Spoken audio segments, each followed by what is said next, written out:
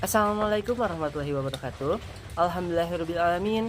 Wabihi nasta'inu ala umuri dunya waddin. Wa ala alihi washabihi ajma'in.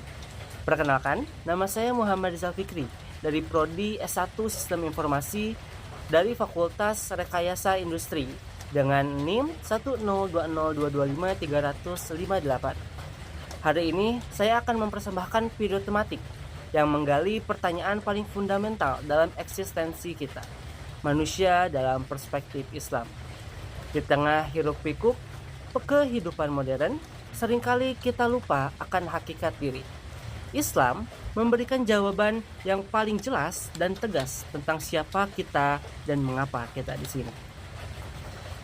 Jika kita memandang alam semesta, manusia adalah titik keajaiban, bukanlah kebetulan yang kita ciptakan. Islam mengajarkan bahwa kita adalah ciptaan yang direncanakan, ditempatkan pada tingkatan tertinggi, dan dianugerahi potensi tak terbatas oleh Allah Subhanahu wa Ta'ala. Allah Subhanahu wa Ta'ala bersumpah atas keagungan ciptaan ini dalam Quran Surat At-Tin ayat 4. Laqad khalaqnal insana fi ahsani taqwim. Sungguh kami telah menciptakan manusia dalam bentuk yang sebaik-baiknya. Ahsani takwin ini adalah modal terbesar kita. Ia terdiri dari ruh yang suci, jasad yang sempurna, dan akal sebagai instrumen ilmu pengetahuan yang kita kembangkan di kampus ini. Dengan akal, kita bisa menjadi insinyur, manajer, dan pemimpin. Namun, akal harus dibimbing oleh fitrah tauhid agar seluruh potensi kita membawa pada kemuliaan. Jika kita menyimpang dari petunjuknya, potensi ini akan menjadi senjata yang menjerumuskan kita ke dalam hinaan. Sebuah konsep yang harus kita waspadai. Setelah menyadari keagungan diri, kita dihadapkan pada dua tugas mulia di muka bumi ini. Tugas pertama adalah fondasi dari segala tugas, yaitu kita adalah hamba. Tujuan utama keberadaan kita di dunia ini ditegaskan secara eksplisit dari Quran Surat Az-Zariyat ayat 56. Wa ma khalaqtul jinna wal insa illa liya'budun. Yang artinya, dan aku tidak menciptakan jin dan manusia melainkan agar mereka beribadah kepadaku. Ibadah tidak hanya terbatas pada ritual. Kita harus menjadikan tauhid, makrifah, dan takdir sebagai barometer hidup.